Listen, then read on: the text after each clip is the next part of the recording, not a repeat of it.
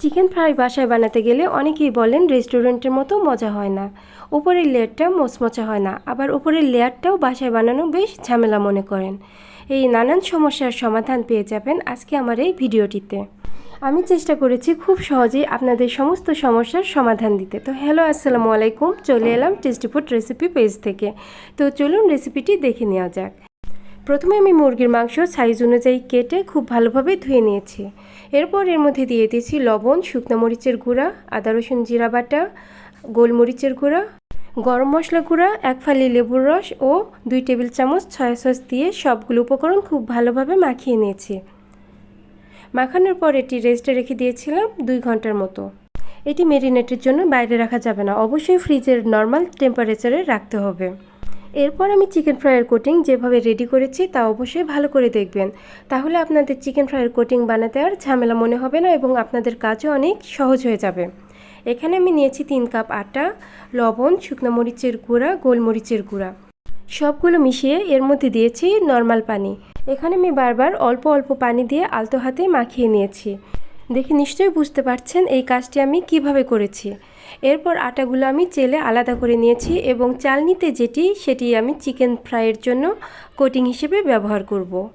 তার আগে আপনারা যারা আমার চ্যানেলটিকে সাবস্ক্রাইব করেনি অবশ্যই সাবস্ক্রাইব করবেন এবং ফেসবুক পেজ টেস্টি ফুড রেসিপিতে ফলো শেয়ার দিয়ে পাশে থাকবেন।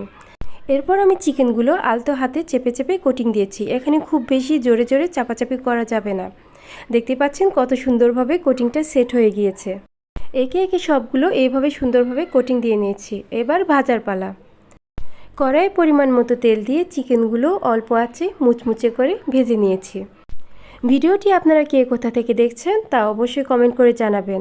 আর রেসিপি সম্পর্কে আরও কিছু জানার থাকলে কমেন্ট করে জানাবেন, আমি আপনাদেরকে যত সম্ভব সাহায্য করার চেষ্টা করব। বাস তৈরি করে নিলাম একদম ঝামেলা ছাড়াই খুব সহজে রেস্টুরেন্টের চাইতেও মজার চিকেন ফ্রাই।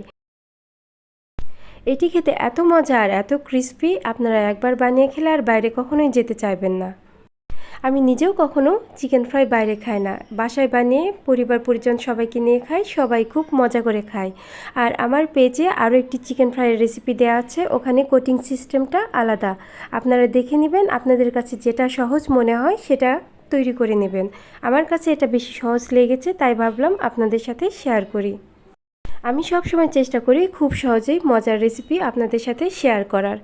রেসিপিগুলো আপনাদের কেমন লাগে তা অবশ্যই আমার সাথে শেয়ার করবেন কমেন্টে জানিয়ে। আজকের মতো এ পর্যন্তই, আবার আসবো নতুন কোনো রেসিপি নিয়ে। সবাই ভালো থাকেন, সুস্থ থাকেন আর আমাকে বেশি বেশি সাপোর্ট করেন। সবাইকে অসংখ্য ধন্যবাদ।